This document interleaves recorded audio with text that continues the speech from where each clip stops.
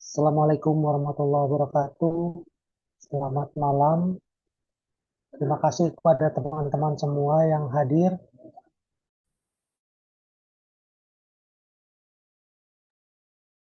Kita ketemu malam ini ya secara daring untuk meramaikan hari kemerdekaan kita sekaligus meningkatkan literasi kita dalam hal teknologi ya. Jadi perkenalkan nama saya Christian Ibrahim. Saya sebagai MC malam hari ini akan memandu di awal dan di akhir acara ya untuk episode yang kelima dengan tema regulasi artificial intelligence di Indonesia. Pas banget malam ini kita tanggal 18 Agustus masih dekat dengan HUT kemerdekaan kita yang kemarin.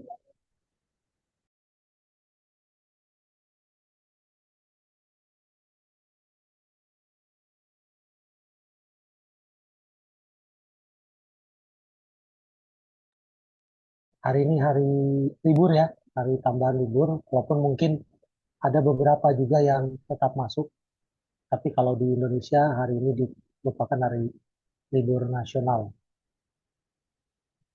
Nah, malam ini kita kehadiran narasumber kita yang nanti akan lebih diperkenalkan lagi oleh moderator. Singkatnya, beliau saat ini tinggal di Melbourne ya, jadi kita ada selisih waktu. Jadi beliau berkenan untuk malam-malam sharing informasi pengetahuan pada kita. Jadi kami di Community of Practice LPDP itu ada beberapa topik ya, ada 8 topik. Nah, salah satunya adalah COP atau Community of Practice terkait teknologi dan Artificial Intelligence. Jadi memang nama besarnya sebenarnya teknologi, cuma karena AI ini sekarang lagi hype ya, jadi banyak yang bisa kita sharing terkait AI. Jadi COP teknologi dan AI. COP teknologi dan AI ini satu wadah yang terbuka ya, jadi siapapun bisa join, walaupun memang karena lahirnya dari teman-teman LPDP, baik yang sedang kuliah atau wardi maupun yang sudah selesai atau alumni ya, itu eh, kebanyakan juga dari alumni atau wardi LPDP. Tapi COP ini terbuka untuk semuanya, untuk masyarakat umum. Kita sama-sama belajar, sama-sama sharing. Jadi siapapun bisa jadi narasumber di sini. Yang penting topiknya tentang teknologi dan AI gitu. Jadi terbuka ya. Silakan teman-teman yang misalnya baru join grup, ya itu tadi sekilas perkenalan terkait siapa sih atau apa sih tujuan dari COP, LPDP dan AI ini.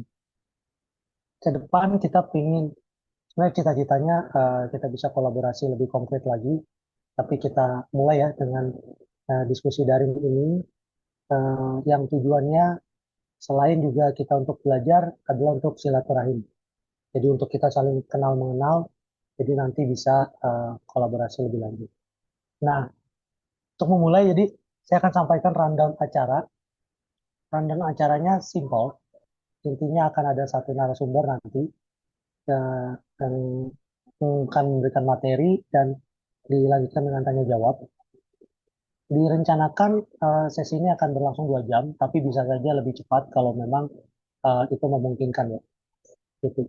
Nah, nanti sebelum sesi narasumber, kita akan ada sesi perkenalan singkat ya. Sebentar saja, mungkin 10 menit, sambil kita menunggu. Mungkin ada teman-teman yang akan hadir lagi. Nah, jadi biar kita saling kenal nih, karena ini daring ya. Daring kalau kita di grup itu biasanya kita agak kurang ngeh ya sama siapa kita berbicara atau informasi di share itu siapa. Nah, sekarang kita bisa berjejaring lebih dekat lagi gitu. Oleh karena itu, saya bukan nih sesi perkenalan. Jadi biasanya di episode itu di bagian depannya ada sesi perkenalan. Silakan dari teman-teman kalau ada yang ingin memperkenalkan diri, nama, singkat aja nama, lokasi, biar kita tahu misalnya siapa tahu bisa ketemuan. Lokasi di mana, apa sekarang sedang bekerja atau sedang kuliah gitu. Silakan bisa resen yang mau eh, mengajukan diri pertama untuk perkenalan, dipersilakan teman-teman. Nah, ada.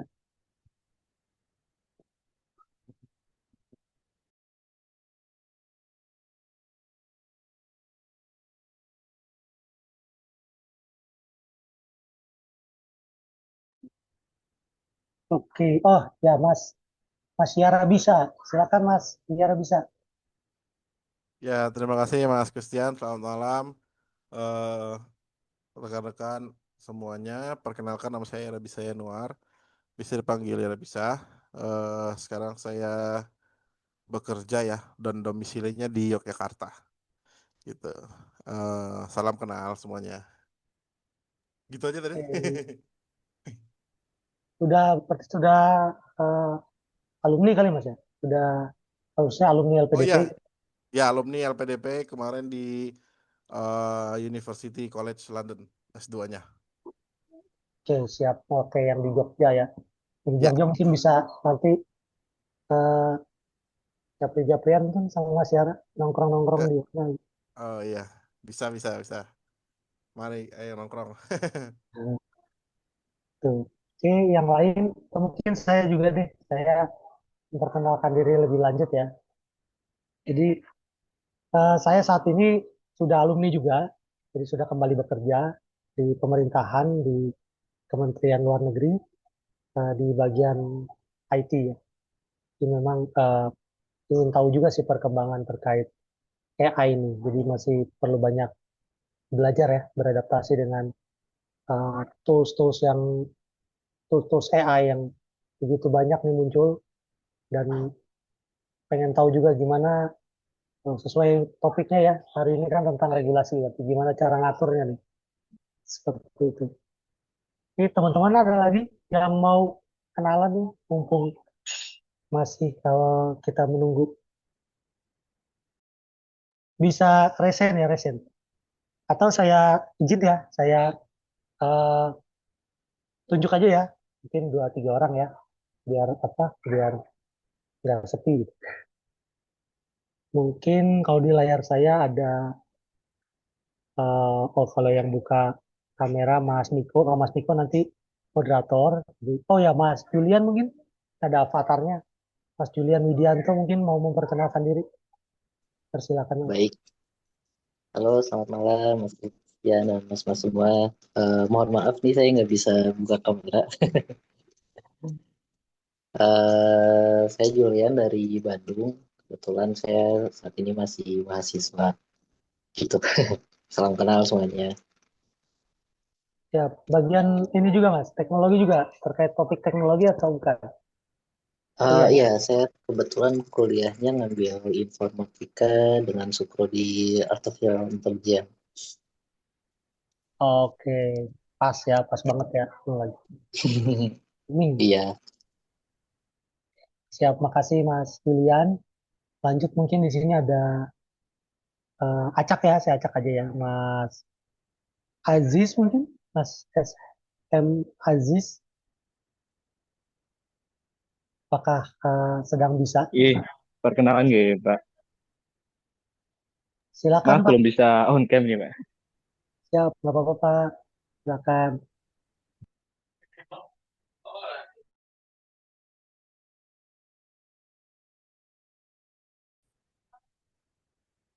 Baik, wah, suara saya terdengar, Pak. Tadi putus Pak, sekarang udah oke. Oh ya, oh nggih.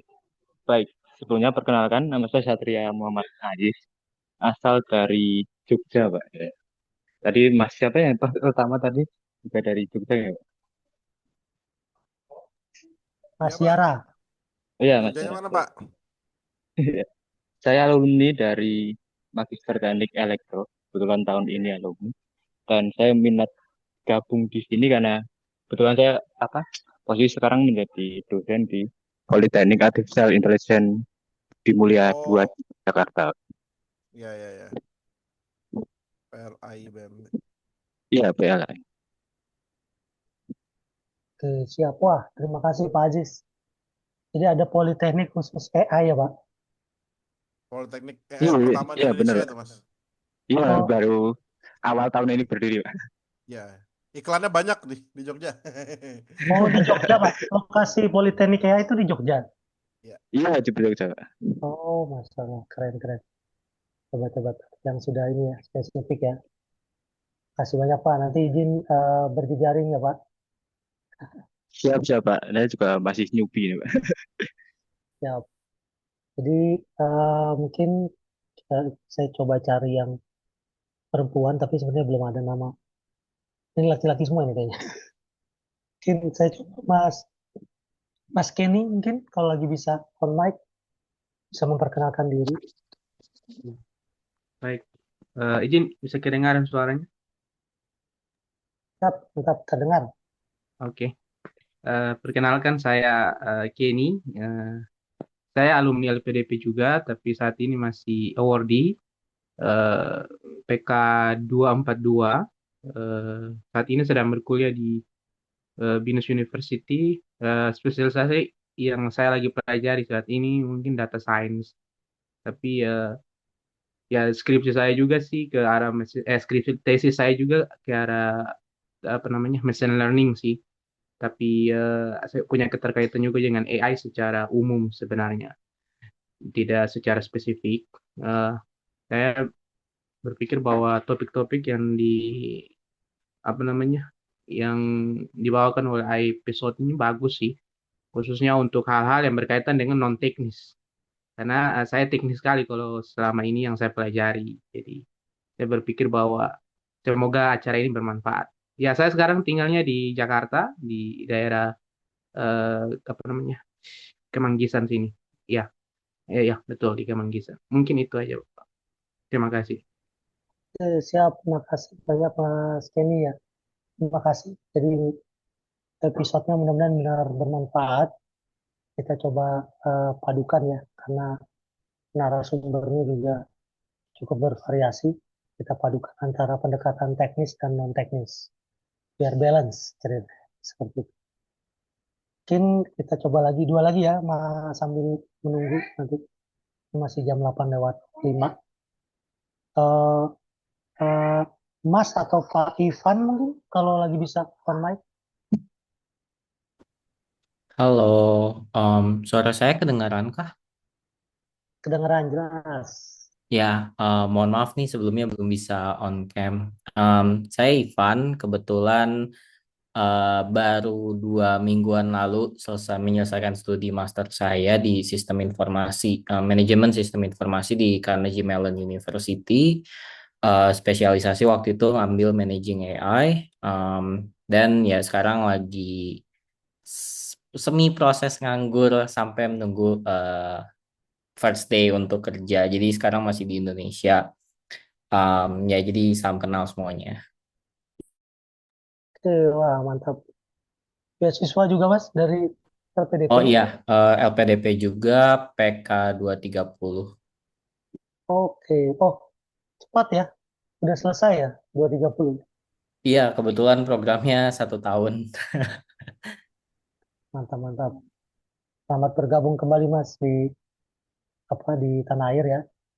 Ya, Semoga nanti bisa turut juga mungkin sharing-sharing di sini. Oke, lanjut dikit Mas. Izin Mas Apri, Pak Apri atau Mas Apri Haryono, apakah lagi bisa on mic?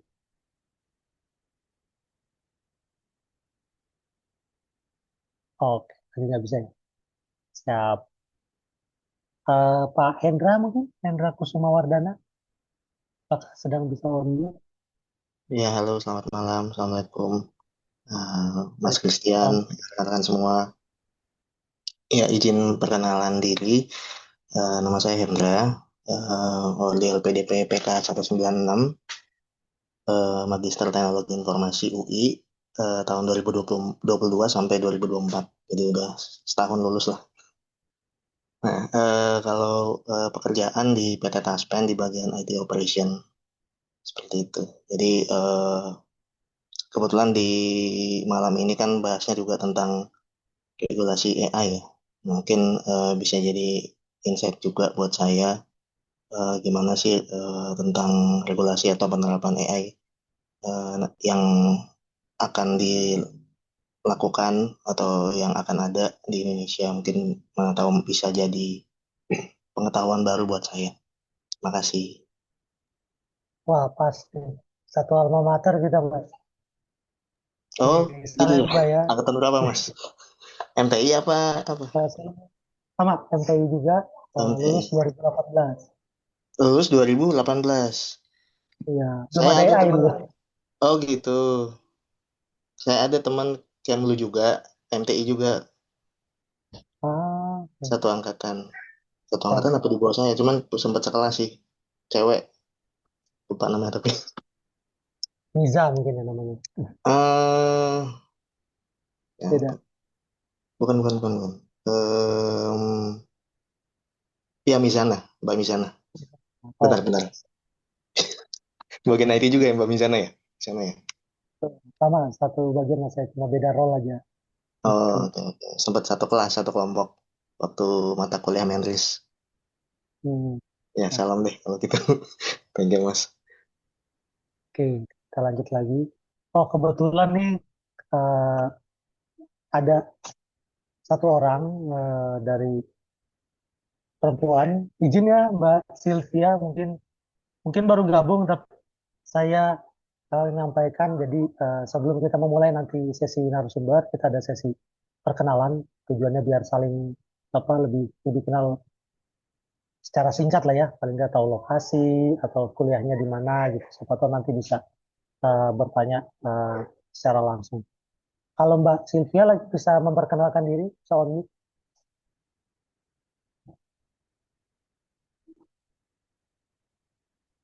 Oh, kalau nggak bisa, oke. Oke, siap. Ini udah jam 8 lewat 10. Eh, kita lanjutkan ya langsung ke sesi materi. Saya akan memperkenalkan dulu moderator kita malam ini itu adalah Mas Niko. Ya, memang berbeda dengan yang Halo, di... Halo Mas Niko. Ya, senang sekali Mas Niko nih bergabung dari jauh juga nih, dari Malang ya Mas. iya benar-benar dari Malang Mas ini Mas. Hujan nggak di sana Mas? Barusan gerimis, tapi bentar aja cuma 10 menit, terus setelah itu udah selesai udah. Ini biasanya kalau tiap awal tahun pelajaran anak kuliah itu kan biasanya kan lagi dingin-dinginnya nih. Di tahun ini agak sedikit beda Mas, jadi di sini agak sedikit panas nih di Malang. Oh, agak kebalik ya dengan Jakarta ya. Jadi Eh, biasanya saya tahu Agustus itu terang, kering gitu ya. Di Jakarta cenderung hujan. Ada banyak hujan di iya bulan. benar, agak Tapi sedikit khusus beda di tahun ini kayaknya. khusus kemarin tanggal 17 kayaknya pakai pawang, jadi nggak hujan kemarin. Tuh. Ya Mas Niko, terima kasih sekali karena kalau di poster, kalau teman-teman ingat itu sebenarnya moderator kita Mas Mateas gitu ya.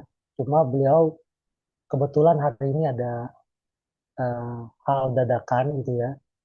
Nah, kemudian kita eh, kontak Mas Niko. Alhamdulillah Mas Niko bisa, jadi kita sangat berterima kasih kepada Mas Niko untuk nanti bisa memandu sesi dengan narasumber Mas Daniar.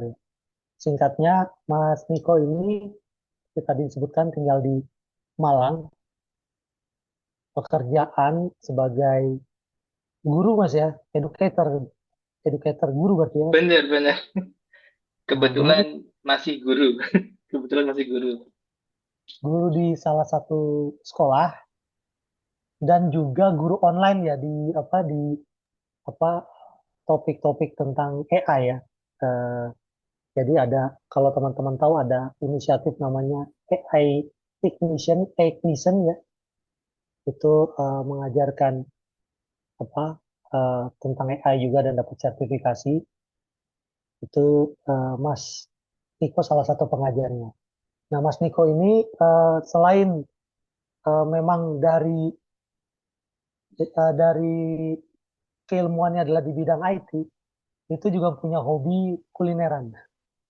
Gitu. Jadi kulineran sekitar Malang. Jadi silakan teman-teman kalau yang ingin tahu tempat nongkrong, tempat ngopi yang enak di Malang, bisa tanya juga sama Mas Niko ya, biar ketemu tempat yang asik dan kopinya juga enak. Gitu. Boleh, boleh, boleh, boleh. Kalau saya lihat juga di CV-nya, di LinkedIn-nya Mas Niko, jadi nama lengkapnya Mas Yaniko ya. Yaniko itu cukup aktif juga, bukan cukup malah sangat aktif karena tahun lalu itu bikin acara junior coding ya Mas, junior coding olimpiade. Iya, Junior Coder Olimpiad. Jadi bikin lomba buat anak-anak mulai TK sampai SMP untuk bisa join belajar bareng di dunia coding, Mas. Gitu. Keren tuh. Jadi memang dari kecil sekarang anak-anak sudah bisa coding ya. Tuh, Harus seperti itu. Tuntutan zaman kayaknya, Mas ya. kan zaman. Nah, ya berarti juga mungkin gak lama lagi kalau saya ingat eh, 10 tahun yang lalu sekitar 2014, 2015 itu kami di pemerintahan itu sedang eh, proses migrasi ke cloud ya. Jadi ada solusi cloud gitu ya. Cloud yang benar-benar on cloud, public cloud atau yang on-prem ya dengan sistem virtualisasi. Nah, saat itu tuh kita masih katakanlah baru kenal ya sama istilah cloud. Bahkan masih sering dalam presentasi itu disampaikan definisinya cloud, karena banyak orang masih belum tahu cloud itu apa. Tapi sejak 2018, bahkan sejak COVID mungkin semua orang sudah menggunakan istilah cloud ya. Walaupun dulu ada Dropbox, kalau masih ingat ya, dulu ada platform populer namanya Dropbox. Nah, sekarang sudah ada Google Drive ya. Sekarang semua orang bilang, nanti saya share di cloud ya. Gitu. Jadi cloud itu sudah jadi istilah yang sehari-hari. Nah, saya rasa mungkin AI juga seperti itu. Hari ini kita masih, sebagian mungkin dari kita ada yang sudah mengerti, tapi ada sebagian besar juga yang masih menebak-nebak kira-kira seperti apa dunianya nanti. Di perkiraan saya 5 sampai 10 tahun ke depan ya kita sudah hidup berdampingan dengan AI. Mungkin suatu hari nanti kalau ada sesi Zoom kayak gini, kita mungkin nggak bisa hadir, kita bisa tugaskan AI kita untuk hadir gitu ya. Mungkin seperti itu. Oke, tanpa berpanjang-panjang kata, mungkin saya buka dengan pantun. Saya lihat contekan dulu ya. Jadi 80 tahun kemerdekaan RI. Sebuah anugerah, Eh, sebuah anugerah dari Yang Maha Kuasa. Cakep. Tanpa berpanjang kata lagi, yuk kita simak episode yang kelima. Silakan Mas Niko melanjutkan. Baik, terima kasih Mas Christian atas waktu yang diberikan untuk saya. Oke, baik teman-teman semuanya. Sebelum kita lanjut ke sesi yang utama, yaitu sesi sharing dari eh, pembicara kita pada malam hari ini, mungkin sedikit perkenalan lagi ya. Mungkin tadi beberapa hal yang sudah diberikan informasi dari Mas Christian terkait dengan siapa saya, kemudian dari mana asalnya. Mungkin saya mengulang sedikit saja. Perkenalkan teman-teman semuanya, saya Yaniko, bisa dipanggil Diko, atau kalau misalnya kalau orang Malang, kalau di Malang itu bahasanya misalnya balikan, walian istilahnya itu. Jadi dibacanya dari belakang ke depan. Nah, biasanya teman-teman tadi ada yang panggil saya itu Okinai, OKINAY gitu. Jadi dipanggil seperti itu teman-teman semuanya. Jadi benar, asal saya dari Malang, walaupun bukan asli orang Malang asli, tapi sudah lama tinggal di Malang dan saat ini profesi saya sebagai edukator di salah satu SMK swasta di Kota Malang. Dan kebetulan juga kemarin sempat bareng-bareng sama teman-teman dari salah satu inisiatif di AI dari Jakarta, itu kita sharing-sharing terkait dengan AI juga. Dan kebetulan juga mungkin disclaimer terlebih dahulu teman-teman semuanya, ya saya bukan dari alumni LPDP. Jadi mungkin itu disclaimer aja terlebih dahulu terkait dengan tersebut. Tapi mungkin kita bisa saling connect, mungkin di LinkedIn, dan mungkin bisa berjejaring lebih lanjut di sana nantinya. Oke, baik teman-teman semuanya. Pada kesempatan malam hari ini kita akan mendengar di episode sesi kelima terkait dengan regulasi AI di Indonesia. Jadi pembicara pada malam hari ini yaitu adalah seorang, kalau bisa dikatakan lawyer, yaitu LPDP tahun 2017. Kemudian beliau juga saat ini aktif di dunia lawyer, terutama di Assegaf Hamzah and Partners di Indonesia, dan kebetulan saat ini juga lagi nemenin istri beliau untuk tinggal di Melbourne karena lagi studi juga di Melbourne. Jadi mungkin langsung aja kita perkenalkan Mas Daniar Supriyadi. Halo Mas Daniar, dengaran suara saya? Halo, selamat malam Mas Niko, kedengaran. Oke, siap. Terima kasih Mas Daniar. Jadi Mas Daniar ini mungkin bisa dikatakan ahli dalam regulasi AI di salah satu uh, lawyer di Indonesia, yaitu di Assegaf Hamzah and Partners. Jadi mungkin nanti di sini akan kita belajar bareng. Kalau misalnya teman-teman dari basicnya teknik itu taunya hanya terkait dengan teknis saja, tapi pada malam hari ini kita akan bahas terkait dengan regulasinya. Nah, apa saja regulasinya yang akan kita diinformasikan dari Mas Daniar untuk pada malam hari ini? Mungkin nanti kita akan dengarkan terlebih dahulu terkait dengan apa yang di paparan-paparan apa saja yang akan diinformasikan oleh Mas Daniar. Kemudian nanti kita akan eh, masuk ke dalam sesi tanya jawab. Jadi teman-teman semuanya kalau misalnya nanti ada hal-hal yang kurang paham atau yang mungkin perlu didiskusikan pada kesempatan malam hari ini, mungkin bisa langsung diinformasikan saja, bisa raise hand, kemudian langsung atau juga bisa langsung open mic. Seperti itu teman-teman semuanya. Oke, mungkin sebelum kita mulai, Mas Daniar, kita ngobrol sebentar ya Mas Daniar ya. Ya, siap. Bisa? Oke. Posisi sekarang ada di Melbourne ya Mas ya? Iya, benar Mas. Oke, gimana kabar Melbourne? Gimana kabar Melbourne? Dingin, panas, atau yang lain Mas Daniar? Oke, saat ini suasananya winter di Melbourne. Jadi Oke, suhunya sekitar winter 6 ya. derajat sampai 12 derajat. Kalau Wih, dinginnya mantap sih ini. nggak masalah gitu ya, tapi Melbourne terkenal sama anginnya kencang gitu ya. Jadi walaupun dinginnya nggak seberapa, tapi kalau anginnya berembus kencang ya luar biasa dingin gitu ya. Jadi dan selisihnya juga Jadi 3 rasanya jam dari sini gitu ya. benar benar benar. Jadi jam dari WIB ya Mas ya. Jadi kayak eh, jauh dari kalau WIT itu kan 2 jam. Ini WI waktu Melbourne 3 jam ya selisih dari WIB. Mantap gitu. Oke, baik. Mungkin kita langsung aja dengarkan paparan dari Mas Daniel terkait dengan regulasi AI di Indonesia. Nanti mungkin setelah ada beberapa sesi pada waktu ceramahnya, nanti setelah itu kita akan buka terkait dengan tanya jawabnya. Oke, untuk Mas Daniar dipersilahkan. Siap. Terima kasih Mas Niko, Mas Christian, dan rekan-rekan alumni LPDP maupun awarde LPDP di malam hari ini gitu ya. Uh, Tadi Mas Chris sudah menyampaikan bahwa hari ini ada sebagian libur, ada yang juga masuk kerja. Saya adalah termasuk yang masuk kerja hari ini gitu ya.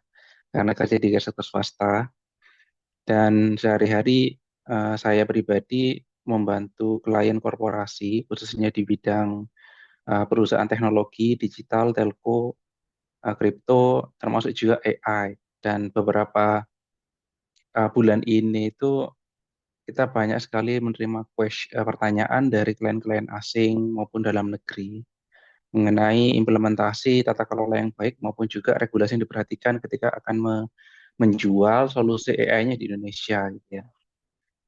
Beberapa inisiasi investor asing saya sempat bantu untuk menawarkan ataupun kolaborasi dengan perusahaan lokal di Indonesia, termasuk aspek-aspek bagaimana kompleks ketika mengambilkan data dari website ataupun juga dari internet ataupun juga mengambil data dari customer base-nya dari si perusahaan lokalnya di Indonesia, supaya tidak berbenturan dengan aturan hukum yang ada maupun juga tidak melanggar ketentuan pidananya dalam undang-undang yang relevan. Nah, saya adalah alumni LPDP dulu di PK 45, ngambil S2 di Belanda, dan saat itu fokus saya di bidang hukum teknologi gitu ya. Jadi LLM saya di bidang Law and Technology area. Selama 1 tahun mempelajari soal interkoneksi antara hukum dan teknologi. Jadi di situ saya mempelajari banyak aspek bagaimana hukum itu berinteraksi dengan teknologi gitu ya. Tidak hanya baik teknologi digital atau teknologi informasi, kemudian juga teknologi biologi atau bioteknologi, kemudian cognitive science atau aplikasinya termasuk robotik dan AI gitu ya, dan juga teknologi kesehatan ataupun juga teknologi climate engineering dan seterusnya. Jadi sangat luas aspek teknologinya, tidak melulu aspek TI-nya saja atau turunan dari teknologi informasi.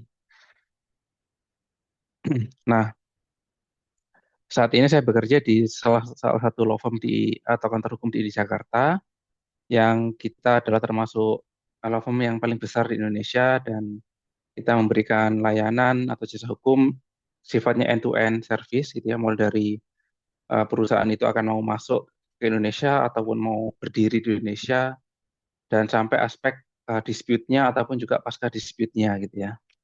Dan di law firm ini kita terbagi dari beberapa practice area atau grup. Di dalamnya itu ada beberapa lawyer yang fokus di bidang masing-masing bidang hukum gitu ya. Jadi saya kebetulan adalah associate dari practice group teknologi media and telecommunication. Kami ada sekitar 11 orang praktisi hukum maupun lawyer yang mendalami aspek hukum teknologi di Indonesia ya. Dan sehari-hari memang membantu klien bagaimana mengelola kepatuhan maupun juga bagaimana ketika mereka melakukan pembelian perusahaan lain ataupun juga dibeli perusahaan lain gitu ya, atau melakukan investasi di Indonesia seperti apa gitu ya, terkait dengan teknologi AI ataupun juga teknologi lainnya. Nah, di sesi malam hari ini moga-moga tidak terlalu membosankan gitu ya, karena kita bicara regulasinya, tapi saya berusaha akan memberikan gambarannya secara mudah ataupun juga analoginya yang secara mudah bagi teman-teman non hukum. Dan saya perhatikan kan rekan-rekan di sini bukan praktisi hukum gitu ya. Tapi akan saya coba berikan ilustrasi maupun cerita bagaimana AI ini bisa masuk ke ranah hukumnya ataupun juga bagaimana pertanyaan-pertanyaan hukum yang masuk ke kami gitu ya, dalam implementasinya. Nah, tapi pembahasan saya mungkin ada limitasinya atau batasannya, karena saya hanya menguasai aspek hukumnya tapi tidak aspek teknisnya gitu ya. Jadi beberapa referensi itu mungkin lebih pasnya ditanya ke ahli teknisnya gitu ya. Ataupun kalau teman-teman di sini yang lebih expert di bidang teknologi AI-nya ataupun coding maupun programmingnya, mungkin juga sharing juga ke kita sekalian. Nah, di sesi ini saya akan berbicara mengenai apa sih yang sering dijadikan dasar ketika perusahaan itu akan implementasi atau menggunakan ataupun juga mendeploy suatu solusi AI gitu ya, dengan segala macam produknya ataupun solusinya gitu ya, atau kita bisa nyebutnya itu AI based solution atau solusi-solusi berbasis AI dengan segala bentuk dan sifat dan fitur-fiturnya gitu ya. Berkaitan dengan itu, saya juga terlibat dalam beberapa inisiasi oleh pemerintah dalam menyusun kerangka kerja maupun kebijakan bagaimana peta jalan AI gitu ya. Tapi sebelum itu menyambung dengan Mas Christian bahwa hari ini kita satu hari merayakan Hari Kemerdekaan ke-80 Republik Indonesia. Dan di saat berkaitan dengan hal itu, Pak Presiden Prabowo kemarin sempat menyinggung di pidato kenegaraannya pada hari Jumat bahwa untuk menjadi negara besar, maka Indonesia perlu menyiapkan talenta yang menguasai sains dan teknologi, termasuk beliau menyebutkan secara eksplisit penguasaan terhadap kecerdasan buatan, gitu ya, ataupun artificial intelligence. Kalau Kominfo sendiri atau Komdigi saat ini itu menyebutnya sebagai kecerdasan artifisial atau KA gitu ya singkatannya. Jadi itu istilah baku dari Komdigi gitu ya. Jadi ketika nanti teman-teman mendapati berita ataupun juga regulasi yang ada, mungkin nanti ada istilah lebih baku yang diperankan oleh Komdigi yaitu KA atau kecerdasan artifisial gitu ya. Nah, sejalan dengan inisiasi dari Pak Presiden, Ibu Menteri Mutia bersama tim dari kementeriannya membangun peta jalan untuk mempercepat penguasaan AI. Di dalamnya terlibat banyak diskusi dan inisiasi untuk membuat peta jalan percepatan AI maupun juga pedoman etika gitu ya. Nah, pedoman etika dan artificial dan roadmap AI ini itu akan menjadi kerangka kebijakan untuk para pemangku kepentingan. Kita akan meregulasi soal implementasi AI di sektornya masing-masing. Gitu ya. Misalkan di Kementerian Kesehatan, mereka punya inisiasi bagaimana para penyelenggara sistem elektronik farmasi ataupun juga telemedicine ketika implementasi AI maka perlu melihat bagaimana kerangka kebijakan yang dibuat oleh Komdigi sebagai Kementerian Teknis untuk implementasi ini gitu ya. Tapi yang saya perhatikan memang Bu Mutia ingin mengharapkan ingin Indonesia tidak hanya sebagai pengguna gitu ya, tapi tidak hanya sebagai konsumen tapi juga bisa menjadi inovator ataupun juga kolaborator di sektor AI gitu ya. Nah, ini yang catatan penting yang disampaikan oleh Ibu Menteri. Jadi dan Presiden juga memberikan perhatian bahwa talenta digital dalam hal ini adalah AI itu perlu diprioritaskan supaya kita siap untuk bisa berkompetensi di ranah global gitu ya. Dan saya perhatikan juga beberapa rekan di sini, Mas Yara dan rekan-rekan juga terlibat dalam menyusun peta jalan tersebut gitu ya. Jadi pada tanggal sekitar bulan Februari tahun ini itu Komdigi mengadakan undangan terbuka kepada para volunteer di Indonesia untuk terlibat dalam penyusunan buku putih gitu ya. Dan baru sekitar 2 minggu lalu dirilis buku putih tersebut gitu ya, termasuk juga konsep pedoman etika artifisial, kecerdasan artifisialnya. Nah, ini termasuk kerangka kebijakan yang paling baru di Indonesia gitu ya. Bagaimana para pemangku kepentingan dalam hal ini itu adalah regulator, kemudian juga BRIN ataupun juga badan-badan lain di bidang riset dan teknologi Indonesia itu punya mimpi dan rencana ke depan prioritas pengembangan AI di Indonesia. Itu kurang lebih diatur dalam buku putih peta jalan tersebut itu ya. Dan saat ini Komdigi meminta kita semua sebagai publik memberikan masukannya sampai hari Jumat minggu ini. Apabila ada yang kurang pas, misalkan dari sektor prioritasnya, kalau kita lihat itu pertama dari aspek ketahanan pangan, gitu ya, termasuk misalkan teknologi untuk mendeteksi panen ataupun juga mengefisiensikan program-program presiden seperti makan bergizi gratis dan seterusnya. Gitu ya. Dan buku ini juga kelanjutan dari Stranas KA tahun 2020 yang waktu itu kementerian yang relevan Badan Riset Teknologi Indonesia menyusun buku putih yang kurang lebih sama yang di dalamnya mengatur mengenai peta jalan atau strategi eh, kecerdasan artifisial untuk tahun 2045. Ya. Nah, sementara untuk konsep pedoman etika itu lebih lebih pendek halamannya karena hanya membahas mengenai resiko yang mungkin ada dalam implementasi AI dari sisi resiko mikronya maupun makronya gitu ya. Dan apa pedoman etika yang diharapkan bisa menjadi acuan di Indonesia yang sesuai dengan nilai-nilai Pancasila gitu ya. Saya membaca bahwa ketika terlibat dalam penyusunan atau diskusi terkait dengan buku putih ini gitu ya, rencananya memang Komdiji ingin mengeluarkan peraturan yang mengikat secara hukum, yaitu dalam bentuk peraturan presiden gitu ya. Yaitu ada dua peraturan presiden yang akan disusun. Yang pertama itu adalah peraturan presiden tentang peta jalan AI. Jadi sebelum-sebelumnya kita akan mendapati bahwa pemerintah itu ada peta jalan untuk pengembangan e-sport atau game nasional gitu ya, ataupun juga perpres mengenai peraturan presiden mengenai peta jalan e-commerce dan seterusnya gitu ya. Dan ini adalah salah satu bentuk kelanjutan untuk mempercepat uh, pengembangan AI dan juga talenta AI-nya gitu ya. Jadi perpres itu akan mengatur stakeholder dalam ini adalah pemerintah, bagaimana para kementerian yang terkait maupun lembaga itu bisa mendukung uh, percepatan teknologi AI yang lebih sesuai dengan nilai Pancasila maupun Indonesia dan juga talenta-talenta AI yang memenuhi kebutuhan industri.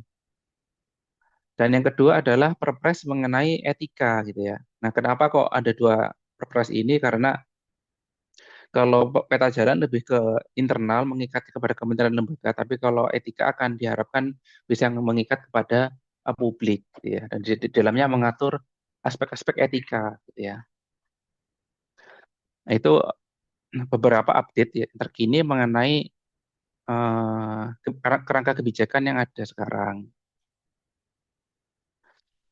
Nah, berbicara mengenai definisi gitu ya, di dalam buku putih itu maupun di regulasi yang seperti surat edaran ataupun juga pedoman dari otoritas terkait seperti OJK gitu ya, ada definisi soal AI yang mengikat secara hukum gitu. Tapi saya memahaminya ada 4 elemen definisi yang sering diketemukan dalam definisi AI gitu ya. Yang pertama mengenai penggunaan teknologi. Jadi dari definisi suatu AI itu pasti akan berbicara mengenai ada teknologi yang digunakan gitu ya. Teknologi yang sifatnya itu fisik, pemrograman maupun juga teknologi yang sifatnya artefak seperti robot gitu ya.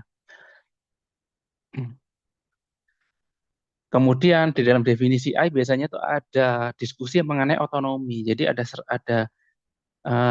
level di mana teknologi itu diberikan otonomi secara terbatas ataupun penuh gitu ya, untuk bisa menjalankan operasionalnya ataupun juga proses bisnisnya. Gitu. Jadi ada level of otonomi yang diberikan, gitu ya, tanpa ada pengawasan manusia secara konstan atau terus menerus, gitu ya.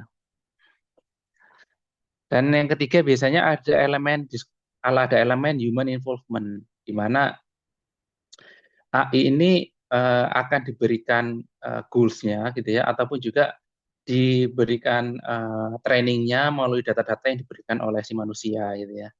Jadi dan juga mungkin manusia akan menentukan output dari yang diharapkan dari model AI tersebut. Jadi ada elemen di sini manusia itu terlibat dalam memberikan input, menentukan tujuan ataupun juga bagaimana dia harus berjalan dari model AI tersebut. Dan yang keempat adalah ada output, ada keluaran yang dibuat oleh si sistem AI tersebut, mulai dari prediksi, klasifikasi, rekomendasi, ataupun juga membuat konten seperti ChatGPT dan Gemini gitu ya, ataupun memberikan problem solving, ataupun juga operational decision lainnya.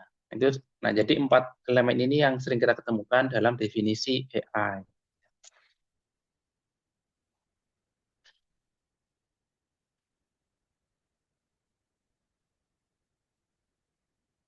Ya. Nah, berbicara mengenai resikonya gitu. Jadi saya jump in langsung ke apa yang menjadi isu gitu ya di aspek hukumnya. Jadi resiko maupun isu hukum yang mungkin terlibat dalam AI itu bermacam-macam gitu ya teman-teman gitu ya. Mungkin yang pertama kita terlihat bahwa AI itu tidak akan bisa berjalan tanpa disuplai dengan data yang memadai gitu ya, atau bahkan dianalogikan data itu adalah darahnya si AI gitu ya. Kalau tanpa data dia tidak akan secanggih model yang akan dia bangun gitu ya. Jadi data juga menjadi utama gitu ya. Kualitas data dan juga variasinya dan juga kedalamannya gitu ya. Jadi aspek data digunakan untuk training modelnya ataupun digunakan untuk testing modelnya ataupun juga validasi tesnya ataupun validasi modelnya. Jadi ada data training, testing maupun validation itu perlu diperhatikan. Bagaimana cara mendapatkannya maupun mengakuirnya gitu ya. Nah, itu sering jadi pertanyaan gitu ya, karena AI itu kadang-kadang membutuhkan data yang lebih spesifik, tidak semata-mata atau tidak bisa bergantung ke data-data yang sifatnya anonim gitu, karena akan membuat modelnya itu tidak akurat atau tidak akan berjalan sebagaimana yang dimau atau diharapkan gitu. Jadi semakin data itu lebih akurat dan bahkan bisa menyentuh data spesifik, data pribadi dan data lainnya, maka dia semakin akurat untuk menjadi suatu model yang kuat atau robust gitu ya. Misalkan data mengenai mendeteksi kanker suatu kanker gitu ya.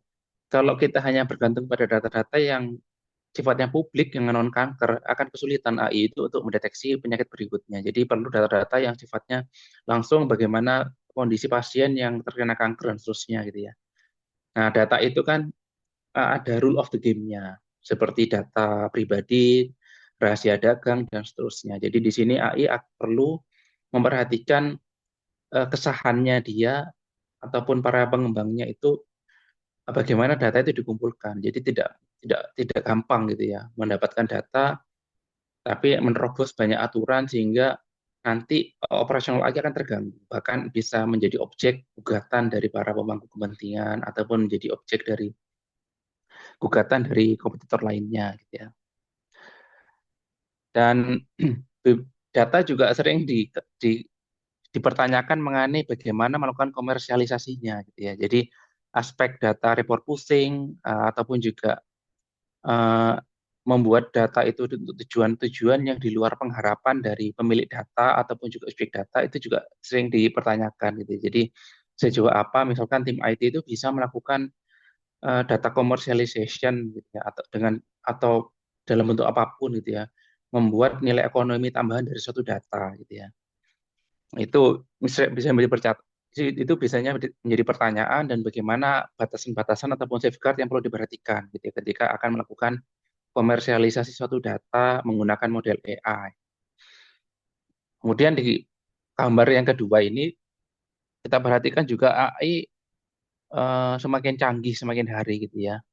Ada berita beberapa waktu lalu model dari ChatGPT itu seolah-olah seperti otonomus. Mereka menolak untuk di-update modelnya gitu. Sehingga menolak diberikan update dan dia mencari jalan sendiri si model itu atau AI tersebut untuk survive dari upgrade-nya atau update-nya gitu ya. Jadi ada berita sempat yang rame di Amerika Serikat bahwa untuk menghindari update model AI yang versi sebelumnya dari ChatGPT, versi ChatGPT tersebut mengcopy dirinya sendiri dan dia ingin tetap hidup, tidak dimatikan gitu ya, teknologi baru. Jadi ini pertanyaan yang unik gitu ya.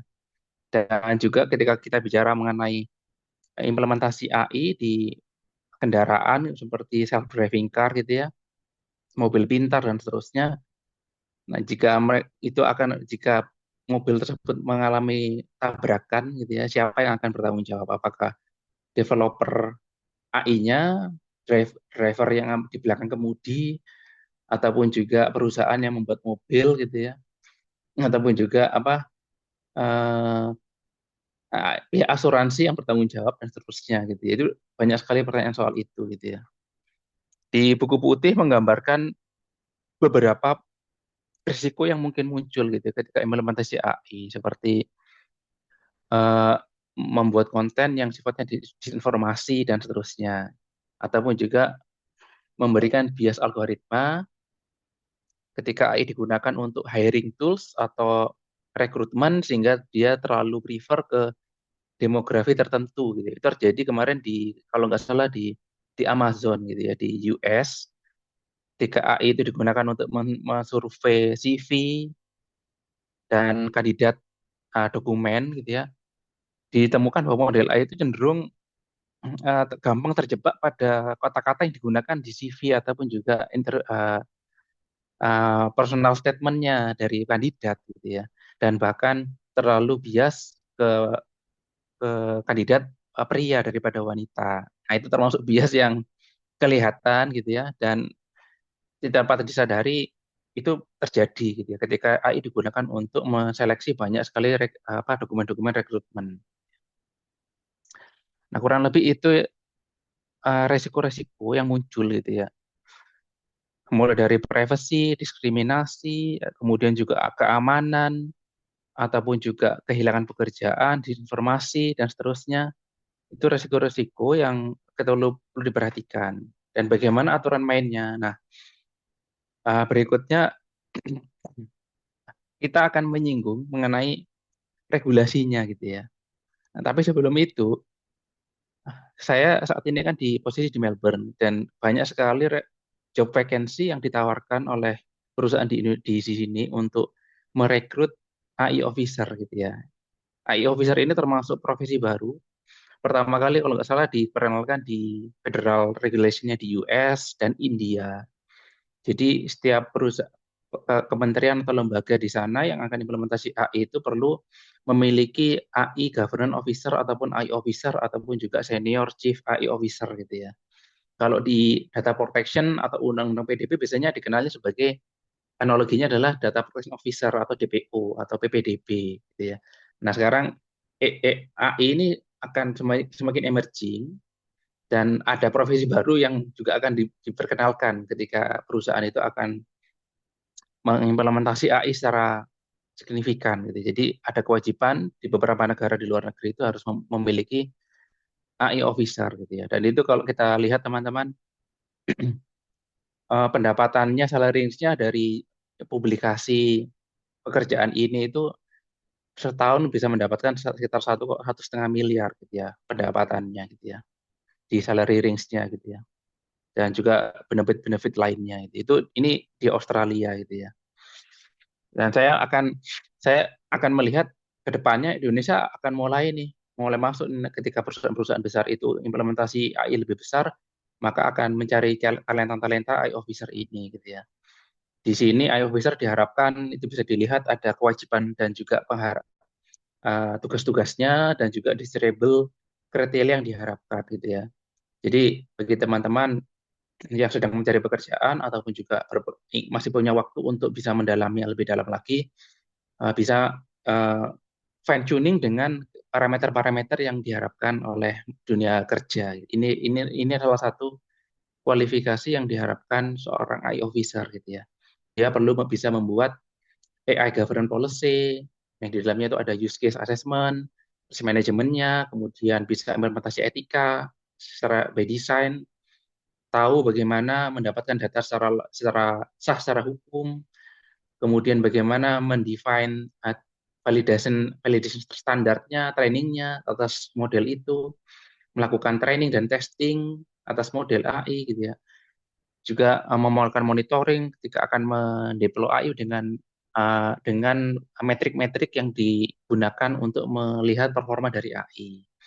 Kemudian juga bisa melakukan insiden manajemen gitu ya ketika AI itu gagal berjalan sesuai dengan harapan gitu ya. Dan yang paling penting juga membuat dokumentasi tertulis bagaimana AI itu dilakukan gitu ya atau diproses. Nah, berkaitan dengan hal ini beberapa awal tahun lalu saya belajar gitu ya untuk mengambil sertifikasi IGP gitu ya. IGP ini sertifikasi yang dibuat oleh International Association Privacy Professional (IAPP) yang dari US gitu ya, dan dia termasuk lembaga sertifikasi global karena dikenal sertifikasinya dari soal data ya, data governance, kemudian di 2 tahun lalu dia memperkenalkan sertifikasi baru yaitu AI Governance Profesional. Ya, di dalamnya itu ada kurikulum yang diberikan ataupun training yang diberikan, kemudian ada tesnya gitu ya, untuk bisa dapat designation soal profesional ini gitu ya. Nah ini sebagai mungkin salah satu pintu gitu ya untuk memperdalam AI lebih dalam lagi melalui sertifikasi yang ada, termasuk dari IAP ini maupun sertifikasi ISO yang relevan seperti 42001 dan juga training lainnya gitu ya. Di AIGP ini saya sendiri mendapatkan pemahaman dan juga pengantar mengenai bagaimana tata kelola AI itu dibangun, bagaimana model-modelnya, kemudian apa resikonya, apa tools yang digunakan untuk monitoring, kemudian bagaimana mengelola data vendor, kerjasama dengan vendor, gitu ya. Dan juga apa parameter-parameter yang diperhatikan ketika akan mendevelop suatu tata kelola AI ataupun juga melakukan testing AI, gitu ya, berdasarkan prinsip-prinsip yang ada.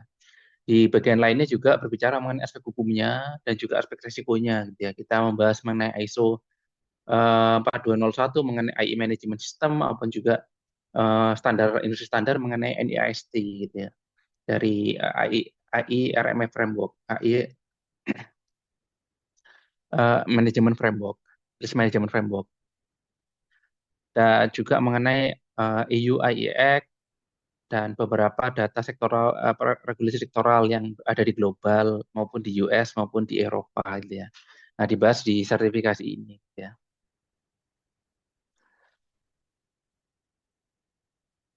Nah, sebagai praktisi hukum, saya memahami bahwa regulasi itu berkembang dari tahun 2020 maupun sejak tahun ketika Undang-Undang ITE itu disahkan sudah mengenal gitu ya. Ada agen yang bisa berjalan beroperasi dengan prompt ataupun direction dari si pembuatnya, yaitu agen sistem elektronik gitu ya. Tapi nanti akan saya bahas lebih lanjut di dalam situ.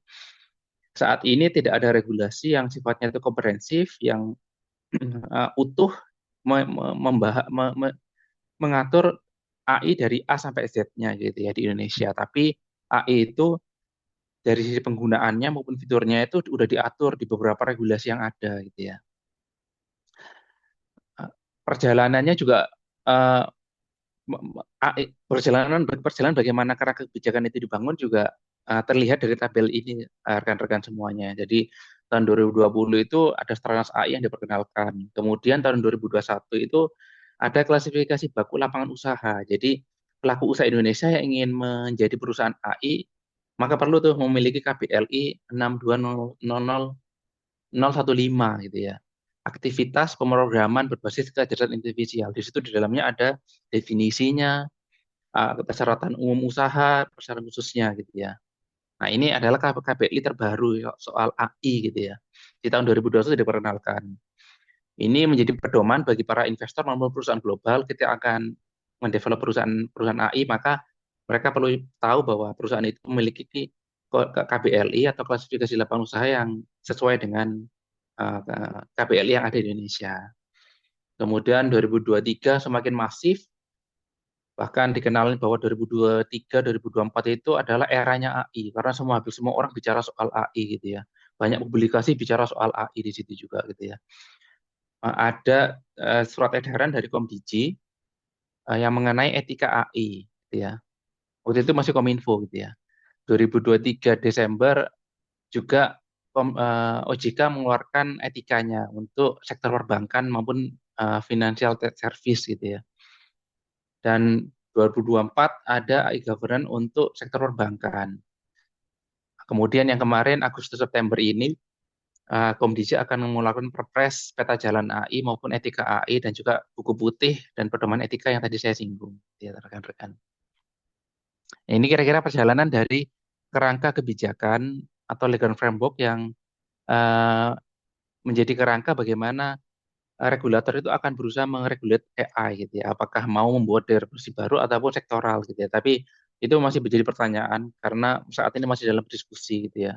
Karena ada satu pihak yang mendorong lebih baik regulasi yang ada itu diperkuat Tapi yang satu lagi golongan itu mendorong ada regulasi khusus soal AI gitu ya. Tapi sepertinya saya masih saat ini melihat ada regulator masih melihat lebih baik existing regulation yang ada gitu ya, itu diperkuat gitu ya.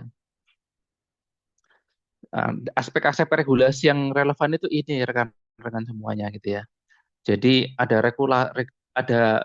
regulasi soal elektronik, data pribadi, kemudian perlindungan konsumen, telekomunikasi. Ini kalau misalkan AI itu menggunakan sensor IoT gitu ya, seperti untuk deteksi eh, sensor di dapur ataupun juga di kendaraan gitu ya, ataupun juga di device-device tertentu. Jadi yang dibenamkan dengan sensor-sensor IoT gitu ya.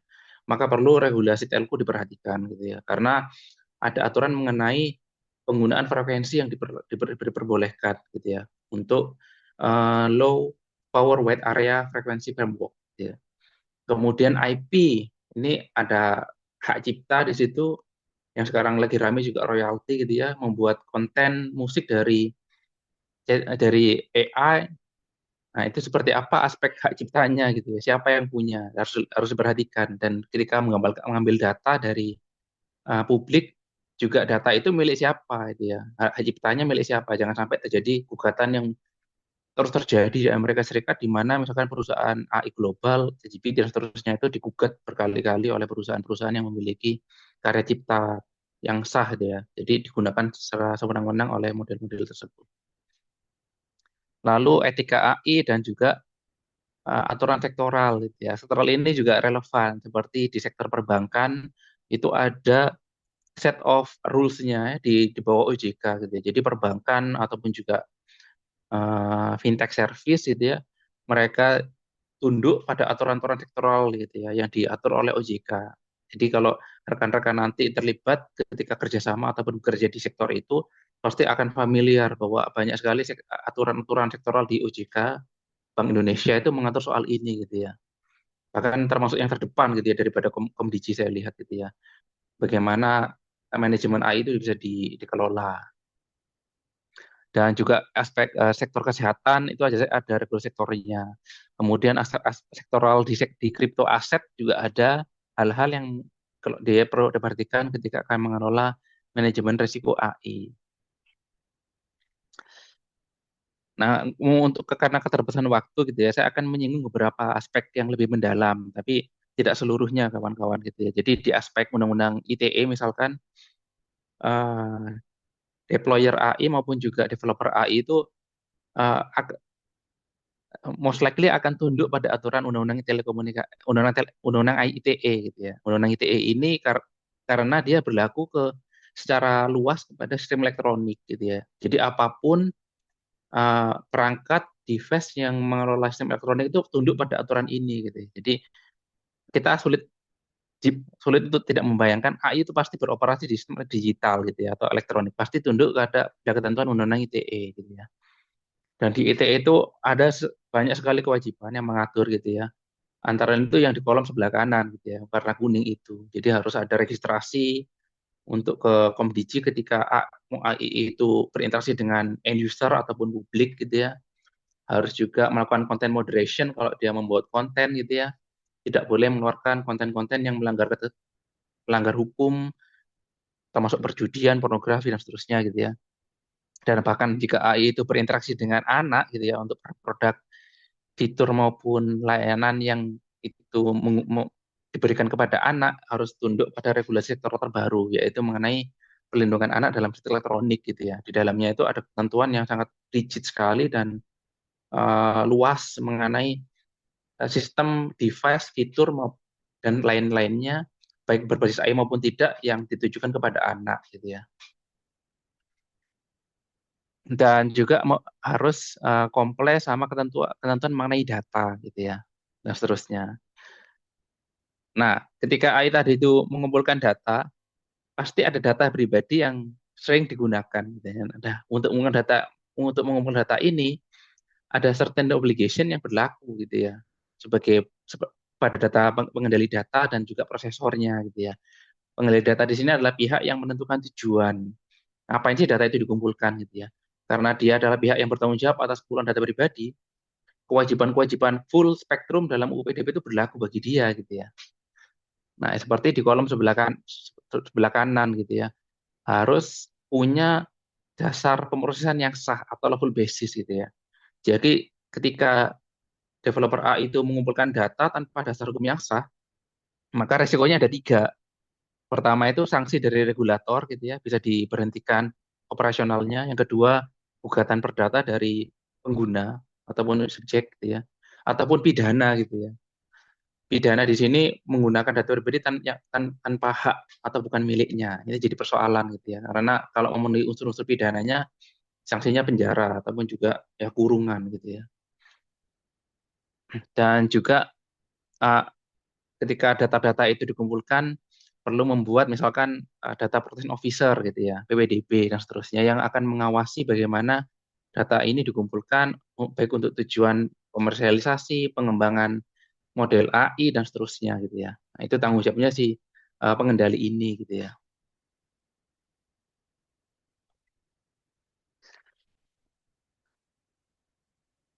Nah, itu gambaran regulasi AI di Indonesia ya, rekan-rekan semuanya gitu ya. Di luar negeri juga semakin banyak negara yang memperkenalkan regulasi AI-nya gitu ya. Di Uni Eropa misalkan menjadi negara uh, uh, menjadi regulasi pertama di soal AI gitu yang paling jadiin baseline gitu ya di banyak negara gitu ya. Jadi EU semakin jumawa gitu ya karena regulasinya dipakai di banyak negara sebagai baseline gitu ya. Di US ada self regulation dalam bentuk framework risk management. Di UK juga ada project-project soal Data Protection Act dan juga AI Playbook. Di Singapura lebih ke soft law-nya ditekankan mengenai AI Verify gitu ya. Di Brasil sekarang lagi dibahas undang-undang yang terkait dengan AI gitu ya. Dan di Jepang juga non-binding AI business guideline juga diperkenalkan gitu ya. Di buku putih itu juga diberikan analisisnya kalau nanti lebih ingin tahu lebih dalam gitu ya. Bagaimana pendekatan regulasi dari Amerika Serikat, Inggris, Eropa, Jepang dan seterusnya gitu ya. Ketika akan meregulasi AI apakah berdasarkan resiko ataukah berdasarkan prinsip gitu ya, prinsip keadilan, kesetaraan dan seterusnya. Ini gambarannya gitu ya, antara EU AI Act, ISO 42001 dan juga NIST gitu ya. 3 framework ini itu adalah framework yang bisa digunakan untuk mengelola risiko-risiko AI gitu ya. Yang EU AI ini berlaku di Uni Eropa maupun produk-produk yang dipasarkan kepada sana gitu ya. ISO ini adalah termasuk international standard for AI management system gitu ya. Dan dia bisa dites gitu ya. Jadi enaknya kalau ISO itu ada sertifikasinya dan ada tesnya bisa dilakukan gitu ya. Dan saya lihat juga di Indonesia beberapa lembaga sertifikasi profesi itu sekarang menawarkan training-training untuk yang menjadi auditor ataupun juga implementer dari ISO 42001 gitu ya. Di sebelah kanan itu mengenai framework yang lebih voluntary gitu ya, karena siapapun bisa aksesnya dan bisa melihat dari skala bisnisnya bagaimana mengelola risiko AI yang memadai menggunakan parameter-parameter framework yang diterapkan oleh NIST gitu ya. Mulai dari govern, map maupun measure maupun manage gitu ya. Jadi kalau teman-teman IT biasanya familiar sama ISO ini maupun juga NIST gitu ya. Jadi bisa mengadopsi dua standar ini. Walaupun mengadopsi dua standar ini belum tentu 100% comply sama regulasi ya. Jadi beda beda cerita gitu. Jadi harus dilihat regulasi ini hanya berbicara mengenai manajemen resikonya, tapi tidak berbicara mengenai manajemen compliance-nya gitu, atas hukum gitu ya. Nah, ke depannya kita akan melihat nanti ada Perpres AI, peta jalan AI yang diperkenalkan gitu ya. Saya kemudian juga pedoman etika AI yang berlaku para developer gitu ya. Tapi sampai saat itu dikeluarkan, saat ini Indonesia masih punya regulasi sektoral yang akan mengatur soal AI gitu ya di Undang-Undang ITE-nya, data pribadi, kemudian aturan sektoral dari OJK gitu ya, perlindungan konsumen gitu ya. Telekomunikasi itu mengatur fitur-fitur maupun penggunaan produk-produk aplikasi dari AI gitu ya. Itu kira yang lebih yang menjadi outlook ke depannya di sampai akhir tahun 2025 maupun sampai tahun depan gitu ya. kurang lebih itu rekan-rekan yang bisa saya ringkan. Mohon maaf kalau kelamaan dan terlalu cepat penyampaiannya gitu ya. Terima kasih Mas Niko dan Mas Christian atas waktu dan kesempatannya. Terima kasih. Oke, baik Mas Daniel, terima kasih banyak atas paparannya luar biasa teman-teman semuanya. Beri applause dulu dong buat Mas Daniel. Mana applause-nya ini? Applause virtual. Kayak gitu. Oke, baik teman-teman. Nah, di kesempatan pada malam hari ini memang diinformasikan dari Mas Daniel bahwasanya memang saat ini Indonesia itu dalam tanda kutip masih tertinggal terkait dengan penerapan apa istilahnya penerapan regulasi terkait dengan AI dan bisa dikatakan memang kalau kita tarik ke belakang AI memang atau kecerdasan artificial yang menjadi kata bagus saat ini ya itu lagi hype-hype-nya itu sekitar tahun 2023 2024 mas seperti itu tapi ya memang seharusnya AI ini sudah mulai harus dalam tanda kutip diregulasi dikarenakan apa eh, banyak masyarakat yang dalam tanda kutip tidak bisa melihat AI itu bahwasanya hanya terbatas menjadi sebuah yang namanya assistance. Ada yang mungkin saat ini tuh ya mungkin dari teman-teman semuanya juga ada yang mungkin tahu bahwasanya ada orang yang benar-benar 100% gitu ya. 100% apa yang dilakukan ini pokoknya apa tergantung AI gitu kan ya. Pada akhirnya itu yang kemarin sempat isu-isunya yang muncul itu adalah terkait dengan brain rot dan lain sebagainya. Nah, maka dari itu ya memang ada baiknya memang AI ini harusnya ada regulasinya. Ya saya pribadi mengharapkan bahwasanya ketika misalnya AI itu ada regulasi yang bisa menjaga kita sebagai warga negara itu terkait dengan masalah data proteksi dan sebagainya itu ya harusnya lebih ke arah kebaikan daripada yang buruknya. Oke, baik teman-teman. Pada sesi setelah ini adalah sesi tanya jawab bagi teman-teman yang mau untuk mungkin mau menanyakan sesuatu terkait dengan regulasi AI atau yang lainnya bisa langsung raise hand atau mungkin langsung open mic. Silakan teman-teman semuanya. Ada yang mungkin mau menanyakan sesuatu? Mungkin dari teman-teman semuanya, makanya kebanyakan dan juga saya itu adalah basicnya adalah teknis IT ya dari tekniknya, begitu nggak sampai ke arah ke law-nya seperti apa, hukumnya seperti apa. Kita hanya sebagai pengguna, kebanyakan seperti itu kan. Kita nggak tahu apa itu law-nya seperti apa, kemudian harusnya seperti apa terkait dengan masalah hukum itu. Memang kita sebagai pengguna kita belum tahu makanya dari itu.